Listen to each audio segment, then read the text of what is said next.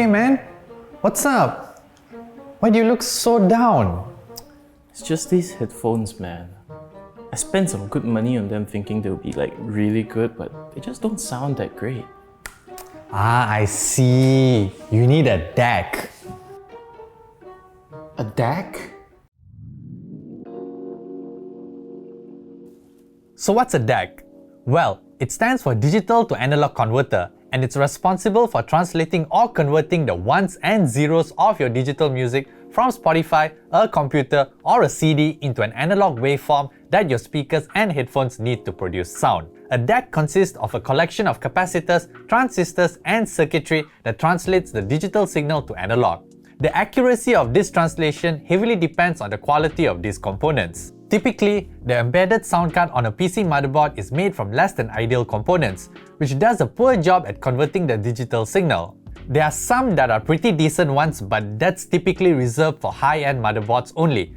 And even then, they can't compare with a proper DAC. What you end up hearing is an audio stream that's missing details, that has almost no stereo imaging, that's lacking clarity, and a small soundstage. A good external DAC can address all these issues.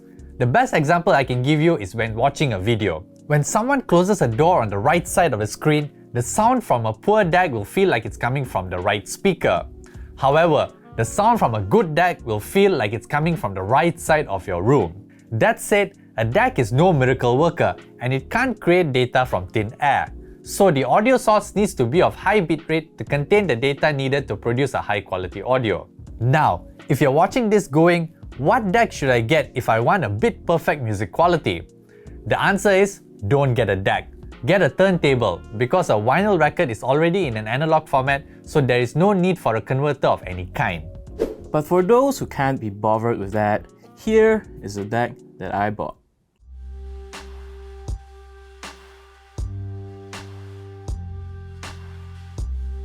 Alright, so I splashed a good chunk on a pair of these second-hand Master and Dynamic MH40 headphones, and while they aren't exactly audiophile quality, they should have been able to deliver a much better audio quality than the 40 ringgit wired earbuds I had before this. However, that just wasn't the case, as due to my PC motherboard's less than stellar sound card, music just didn't sound any much better than my crappy earbuds. That's why I ended up shopping for a DAC, and the DAC I ended up with is the FiiO K3 2021 edition. Now, on the product page, the K3 claims to be a simple, easy to use external DAC that can be hooked up to your computer, laptop, or even your smartphone via USB-C cable. It offers a number of features such as dual USB audio modes, dual headphone out ports for regular 3.5mm headphone jacks, as well as 2.5mm balanced audio jacks. There's also a gain switch, a bass boost button, an analog volume knob, along with line-out and coaxial ports for speakers, and of course, most importantly of all, RGB lighting. That, well, doubles as an indicator for what audio quality it's running at. And to be honest, the FiiO K3 has been absolutely fantastic for me. My MH40s sound like completely different headphones when hooked up to the DAC compared to my PC. The sound separation, the clarity, everything just felt better than before. It even convinced me to sign up for a Tidal account just so that I can get even better quality audio source. Now, that's not to say that there weren't any niggles.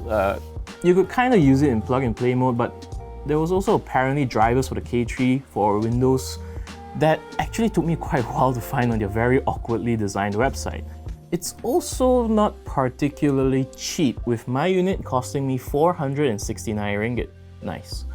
Now, that seems like much for something most people won't really notice, but in the audiophile space, this thing's considered entry level. I mean, Duke, for instance, has a speaker DAC for his PC speakers, and the DAC itself costs 500 ringgit.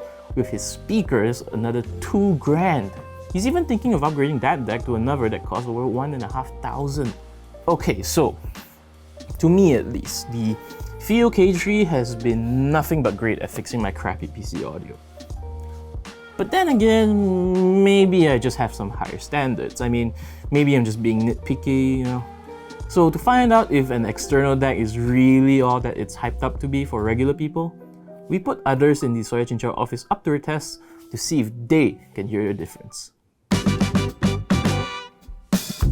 Hai, saya Hanif Azrai, penulis daripada Soya Chinchao BM.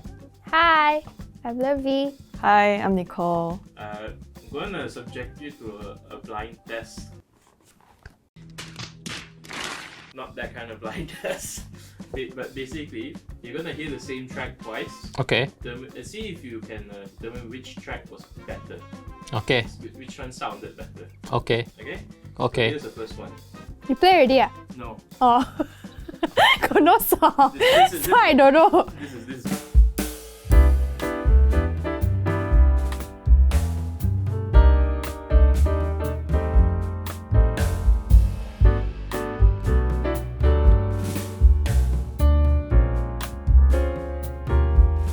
Okay, so that was your first Okay. audio run. Okay. Just gonna change a couple of things here. Okay, here's your second audio run here. Okay. Bring it on. Next. Okay. Next song. Very bassy. Not so clear. Good. Here's your second. Oh, okay, second. Track. Alright.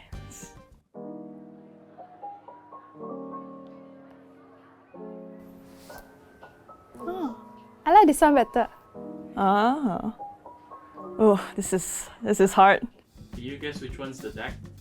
First one. The first one's the DAC. Bukan, sekejap Sebab dia punya bass dia tinggi, tapi dia punya treble dia yang second one macam clearer tapi not so strong. Yang first one, treble dia tinggi tapi dia macam kotor, macam static.